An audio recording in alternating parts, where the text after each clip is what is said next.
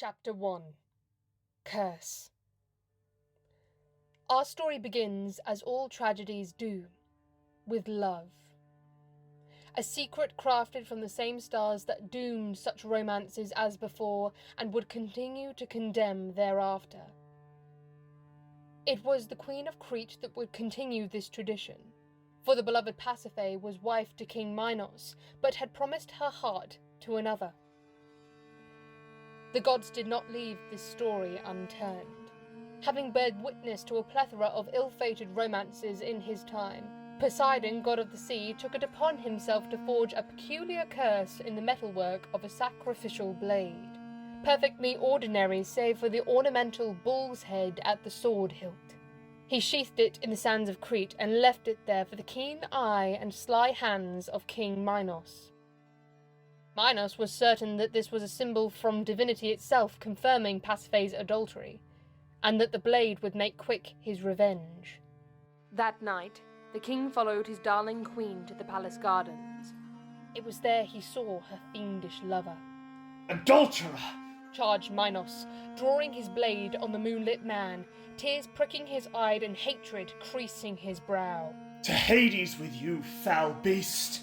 The mortal man screamed in ungodly pain and fell to the foot of Pasiphae, dead. Realization struck Pasiphae, and her heart ached with the great pangs of lost love. She knelt beside her lover, desperately grasping at his wound as if to somehow return all its bloody contents and seal it back up. She wailed and pleaded and cried, and her heart bled oceans. All this stopped when the dead man began to breathe.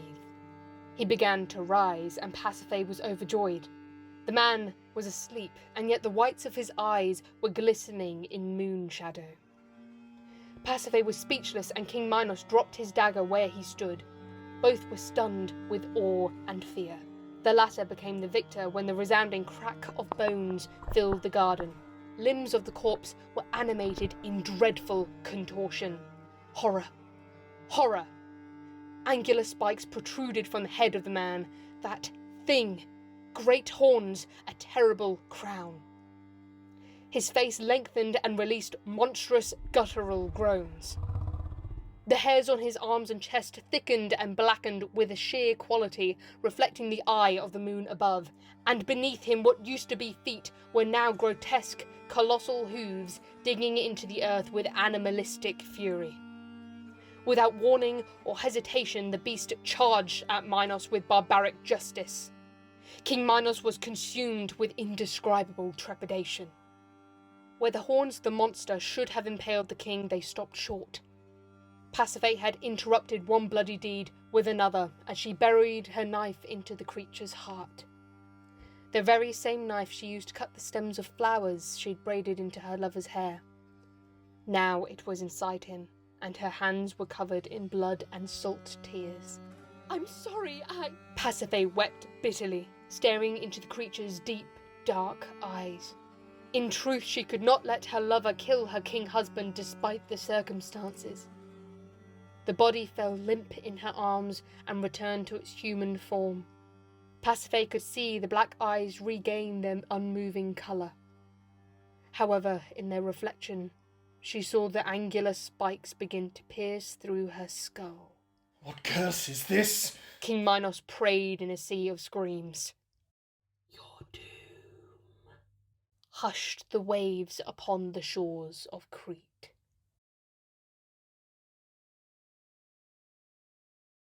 Chapter 2. Labyrinth. Daedalus the inventor was commissioned by King Minos to build a giant labyrinth on the outskirts of the palace gardens. The labyrinth was composed of dead ends, lost hopes, and maddening enigmas, enclosed by dark, jagged stone walls that brushed the sky and cut through the clouds. At its entrance were thick iron gates that looked more like pikes than bars.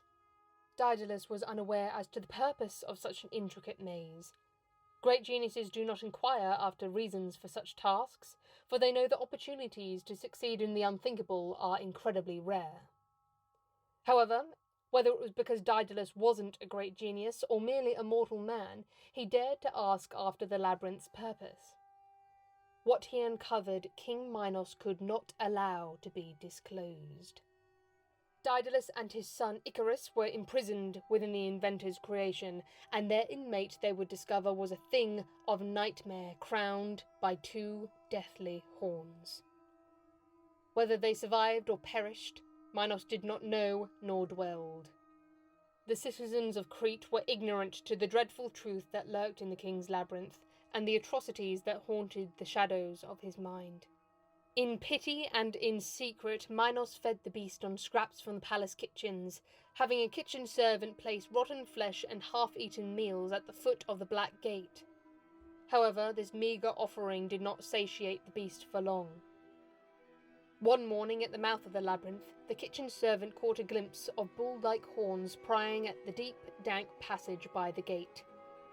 Word dashed like sand to the wind, and the citizens became unsettled at the mention of the monster inside King Minos' labyrinth. Rumours and tall tales dubbed it the Minotaur. The people hounded the king for explanation and leadership, but Minos could not answer their inquiries without confirming his guilt as a maker of murder and mischief. He agonized and confirmed their fears. There was a monster walking the corridors of the Black Labyrinth. A monster that would not rest until it tasted the blood of 14 of the city's children beneath the full moon.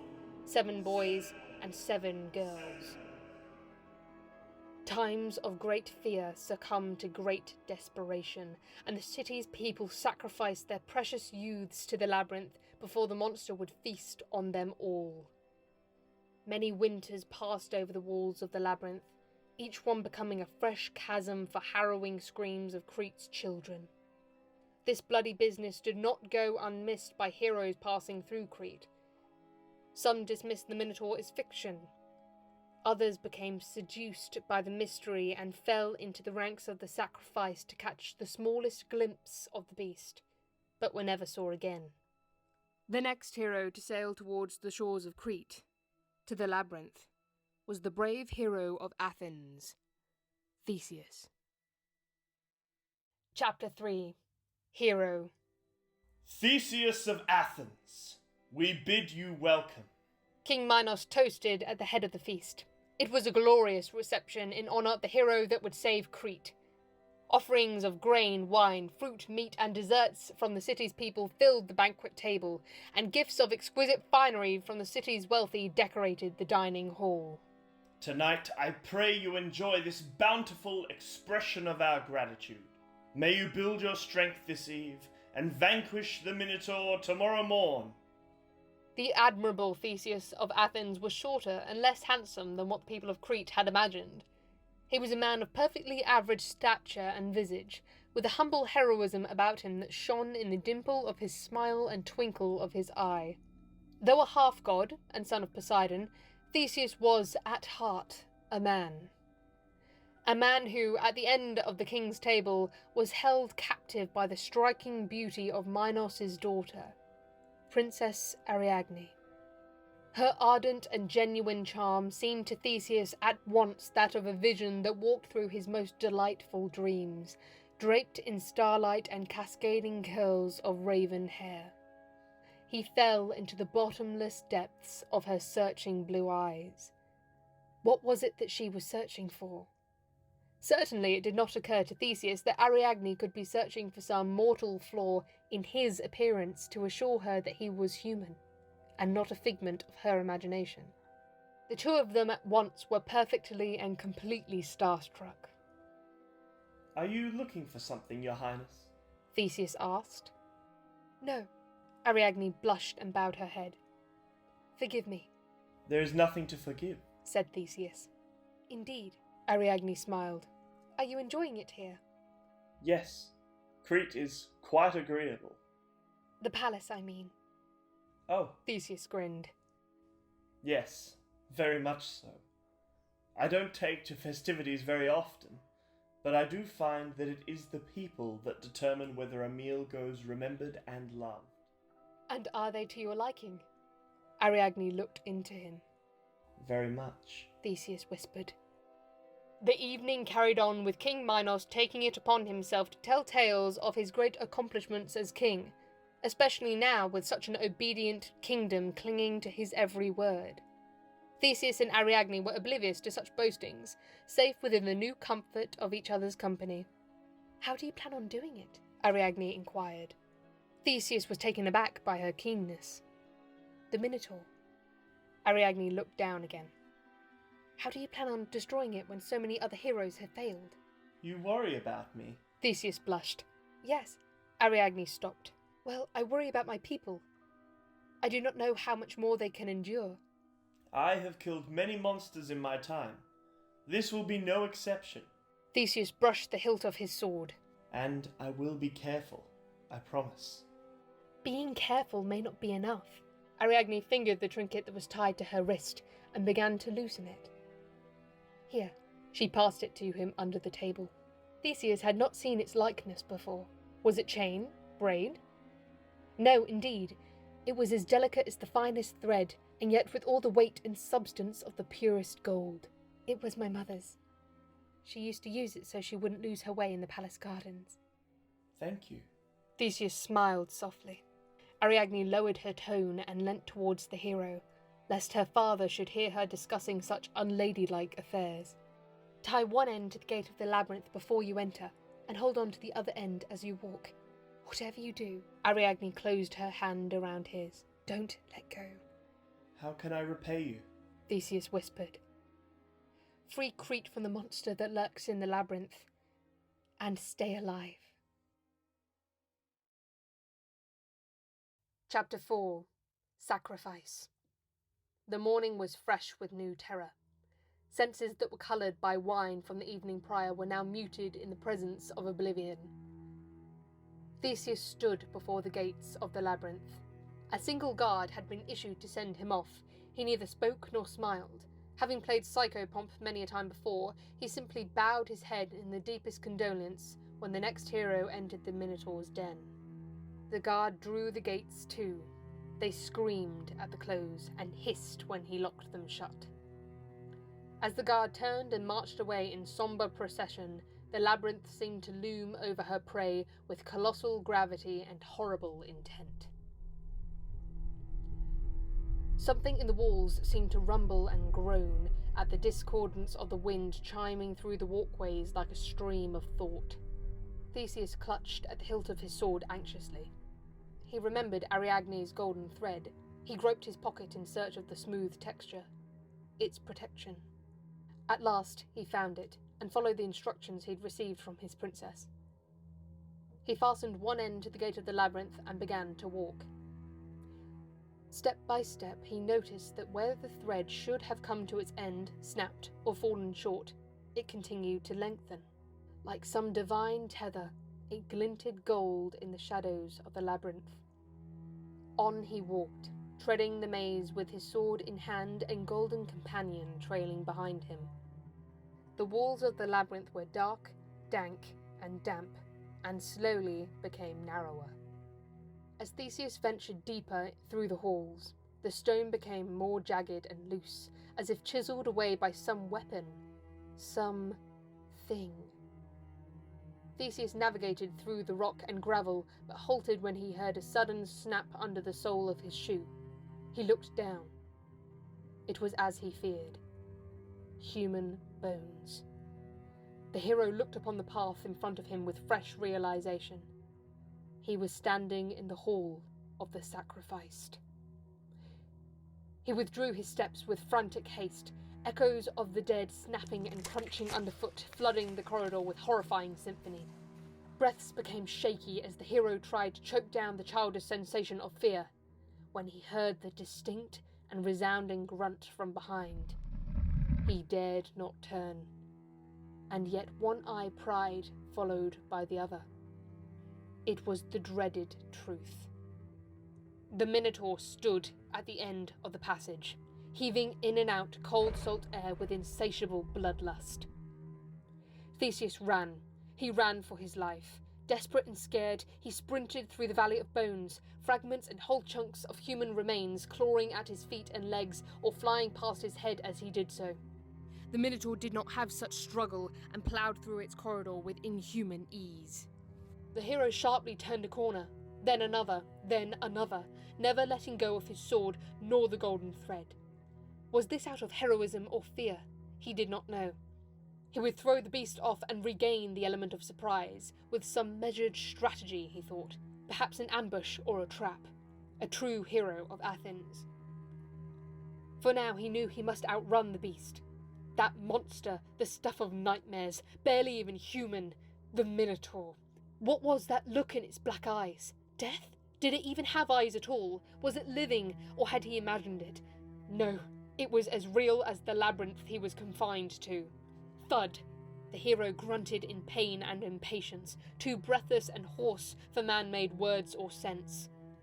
Alas, no words could help him now. He had reached that of all things he'd underestimated. A dead end. The labyrinth grinned in delicious treachery, and the Minotaur turned hoof on the last corner. It lowered its angular crown to its intruder, and charged.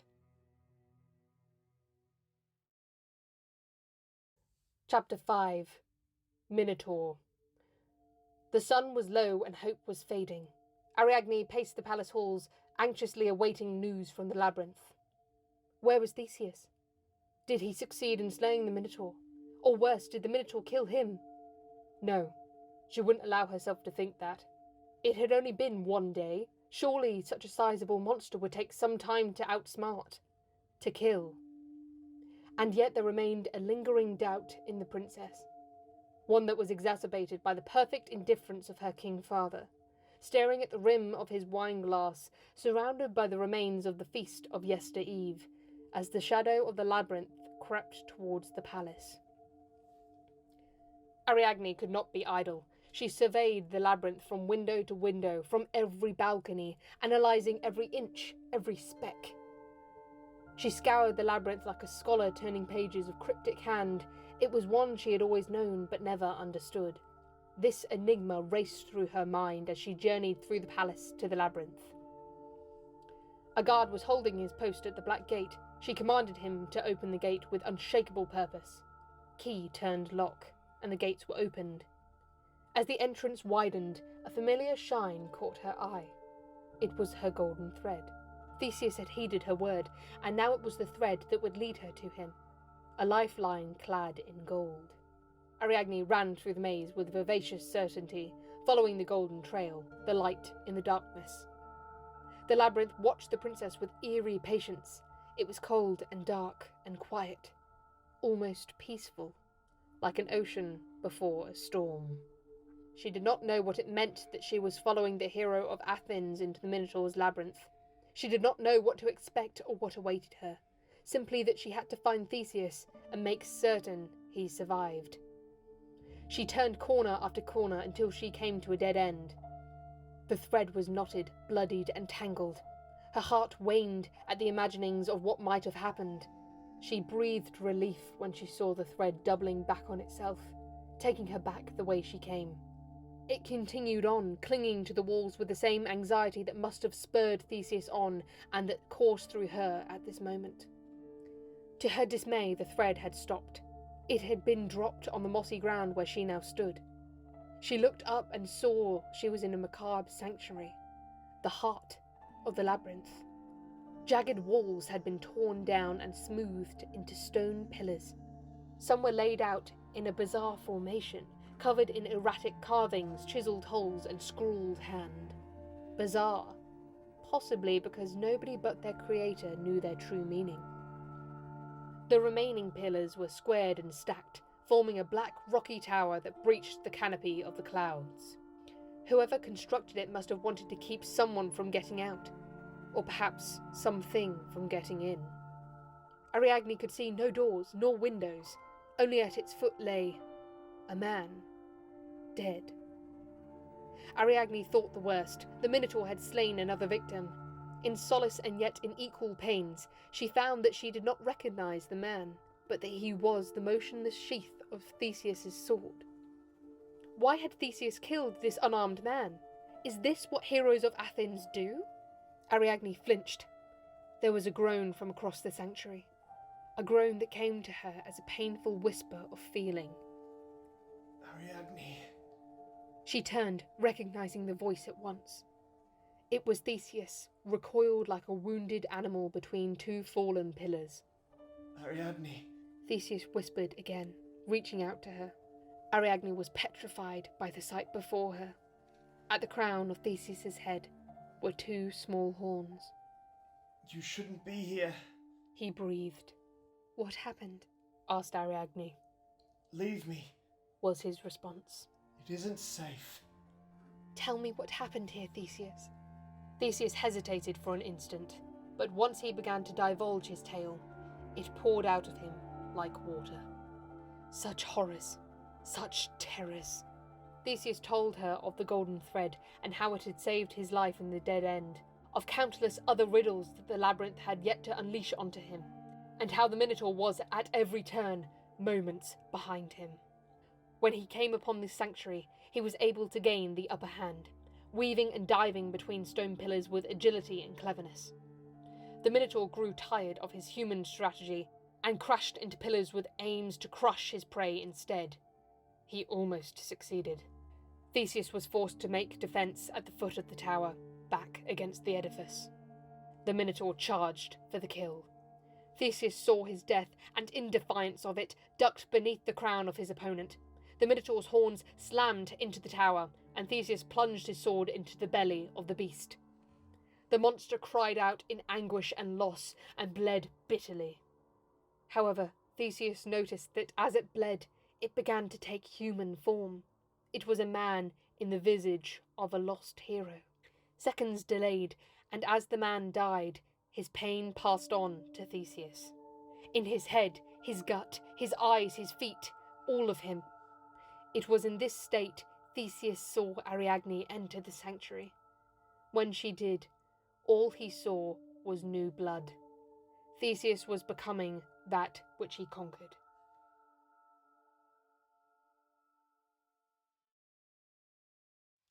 Chapter 6.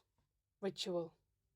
The sky reddened in marvellous sunset over Crete, and the clouds gave way to gentle rain. Ariadne took shelter with Theseus in the arch of the two fallen pillars under which she'd found him. Theseus was breathing heavily and was beginning to give in to waves of fever. Ariadne tried her best to replicate what she'd seen palace physicians do when treating such maladies, though she hadn't the faintest idea how to treat a curse, let alone how long they would be able to keep it at bay. She dabbed his sweat-beaded brow and brushed away damp locks of brown hair, behind the small horns that continued to grow from his head. When the fever worsened, they resolved that he had to take off his shirt. This was heart-wrenching work, as it pained Theseus to breathe, let alone move. With great effort and great pains, the shirt was removed. The effect was fast, and the fever soon broke. But new worries gripped Ariadne when she saw the sheer black hairs starting to thicken across Theseus's chest and arms. Her heart broke for him. Perhaps he felt this, or maybe he simply knew, because he was the first to end the silence between them. Do you know what they mean? He asked. Ariadne looked at him, confused and curious.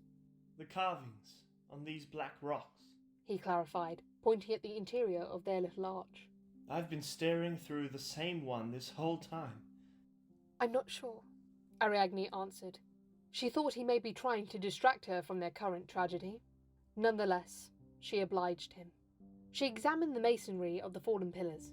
What did catch her eye was the uncanny familiarity they possessed.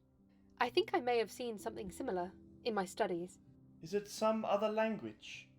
Perhaps some sort of cryptic hand. I think it's a methodology. See the way it's set out? It looks like some kind of ritual. Why should a ritual take place here, of all places? Theseus asked, looking out to the formation of pillars. I don't know, Ariadne pondered, slowly rising and walking over to the rain-coated pillars. Daedalus made the labyrinth, and he was an enigmatic man, always contemplating or creating the most peculiar things at the strangest times. Unless... Ariadne's thoughts began to race through her, channeling into resolve. Unless they were only meant to be understood under the most peculiar and strangest of circumstances. It was then that realization struck Ariadne, and she stood back to survey the pillars from the western side. The eye of the setting sun cast light through the holes that had been chiselled through the pillars, forming a series of shadow-framed images on the earth. First, there was a Minotaur. Second, a man with a blade with a bull's head on the hilt. Third, the man with the blade was severing the horns off the Minotaur. Fourth, the man impaling himself with those same horns. The fifth was the Minotaur turning into a man. The final two images were indecipherable, as they had fallen and now were forming the arch under which Theseus watched Ariadne's eyes, searching for meaning once again. What do you see? Theseus inquired. Ariadne was silent. Ariadne? I think this is how we end the Minotaur's cycle without any more bloodshed, Ariadne said, half in hope, half in dread. We must go. She returned to the arch and offered her arm to him. I need you to stand, Theseus. Please, find the strength. Theseus took Ariadne's arm and she drew it over her shoulders to share the weight.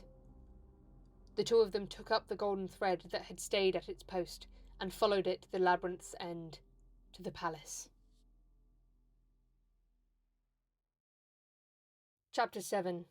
Escape. Ariadne knew the procedure had to be precise and unseen. She walked in the shadow of the palace gardens and used the back routes of the servant network so as to remain undetected. This was made difficult by the precious cargo that still clung to her shoulders. Theseus had succumbed to a state of exhaustion and delirium in his attempts to suppress the beast within. Although heroes can outlive the challenges of man, they too have their limits. Ariadne was almost caught near the kitchens, but quickly doubled back, and the two of them made their final escape through the stables. The city was asleep. No one was privy to the monster being carried by the princess out to the port. Once they were in the cabin of Theseus' ship, he growled with anxious impatience, half human. It wouldn't be long now. I must go. He breathed shakily, eyes still closed. It isn't safe. Ariadne hushed him softly. All will be well, I promise.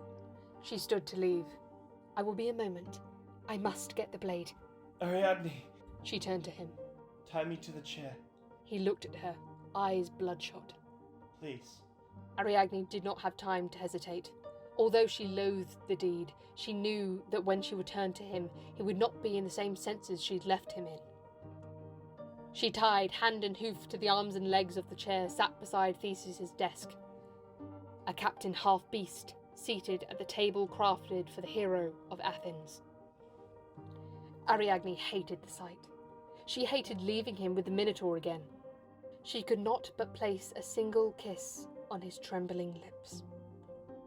Theseus looked into her. His eyes had revived their colour for an instant, and he smiled with such happiness in such pain. Thus, she left him, and returned to the palace to retrieve the blade with the bull's head for the ritual. Thought passed through her like air. She had only ever seen the bull's head blade in one place, sheathed at her father's side. Passing through the stables and into the kitchens with more urgency and less care than last time, she was caught by the cook. Of course, the cook had to ask why the Princess of Crete was up at such an hour. Of course, Ariadne had to lie. She said she couldn't sleep. The cook nodded knowingly, as if she knew the feeling, and like all talkative know-it-alls, proceeded to muse about the time and place she'd felt that feeling. Well, perhaps not that feeling, but something of the sort. Ariadne grew impatient of this and made her excuses. She turned to leave, and the cook bid her several goodbyes. She heard the last. Please do see that your father also gets some sleep, dear. So he was still awake? This was troubling news to Ariadne, but not unanticipated. Ever since the mysterious death of her mother, Ariadne found that there was only one thing that could nurse his bitter grief, and thus there was only one place he could be. Ariadne walked the passageways of the palace, the flickering braziers waking the shadows on the walls. There she came to it, the dining hall. The door stood ajar. She nudged it open and stepped inside. Father? She summoned. Awake he was, but not in his mind. The king was seated at the head of the table, surrounded by a new table of bountiful offerings sent by people to give thanks for such a wise and just ruler.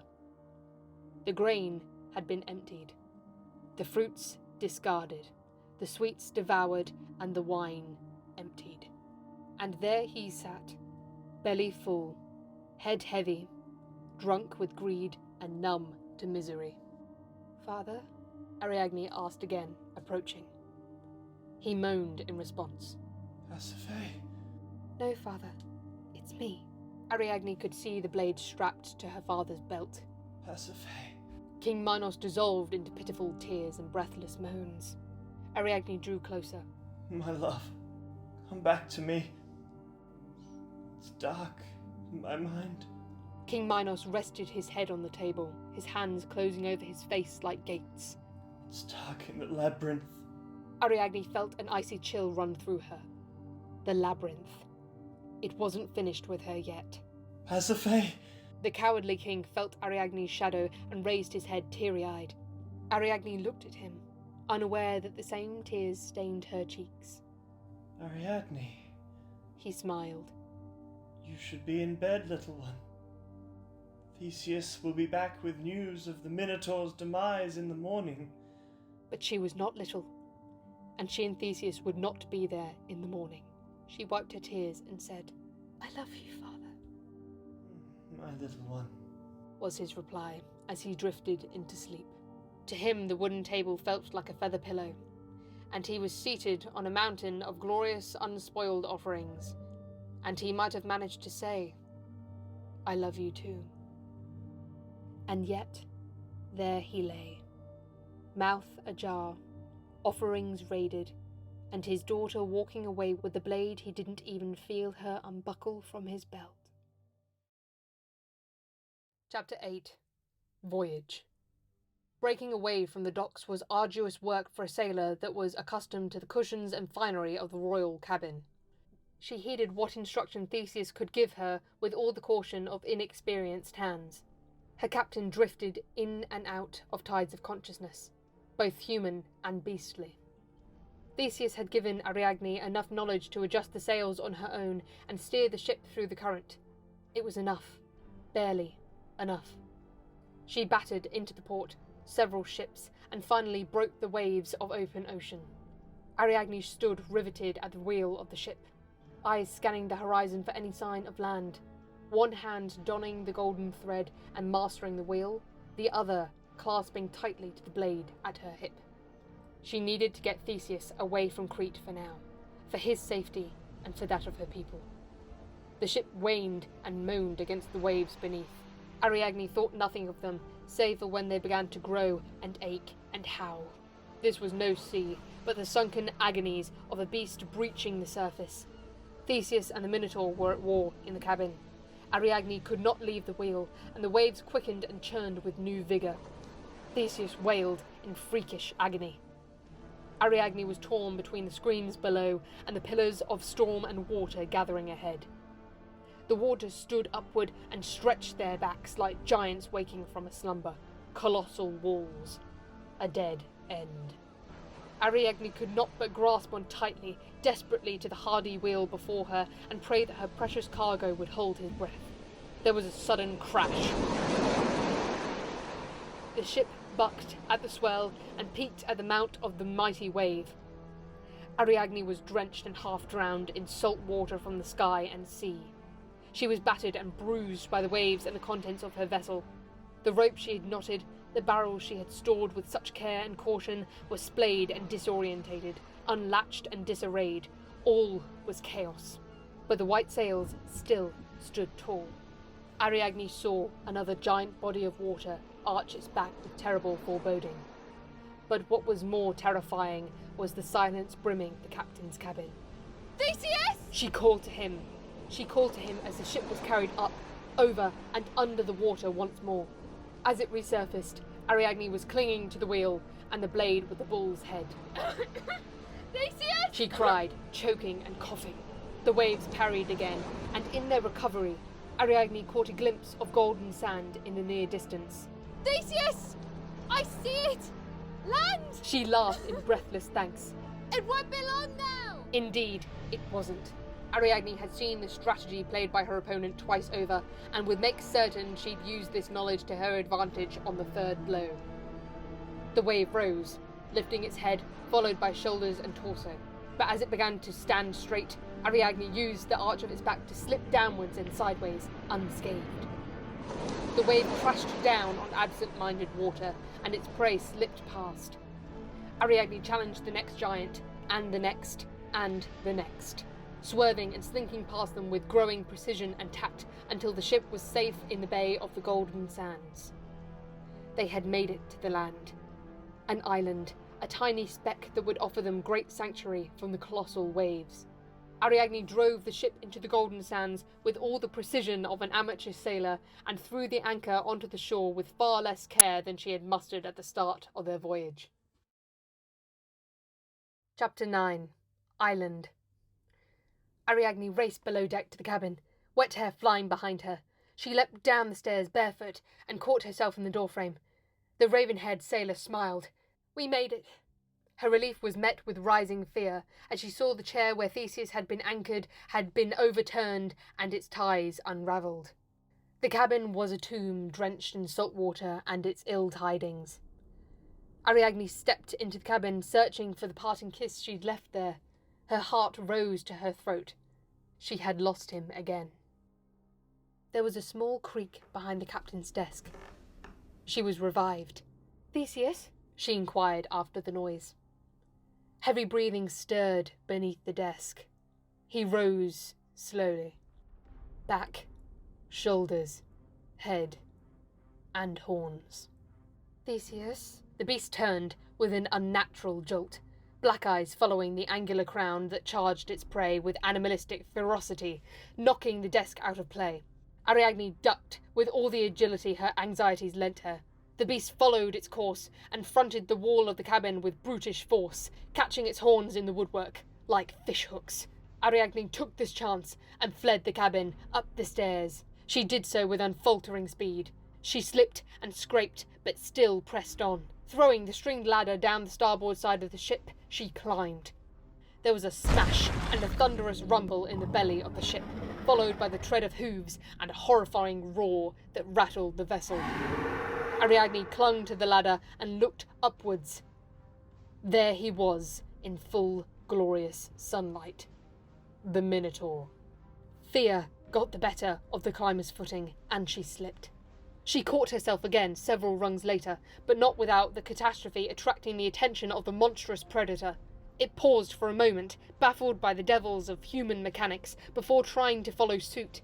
This it did with far less precision than its prey, and plummeted down the starboard side with wails of cascading fear and fury. Ariadne saw the beast falling towards her, weighed her fates, and abandoned the ladder for the air. The two fell, Ariadne to her feet and knees, and the Minotaur to almost certain doom. "No!" she shrieked, clamouring towards the unmoving beast. She turned him with what strength she had to spare. "Live!" she cried. "Live, I beg you! We've come this far!"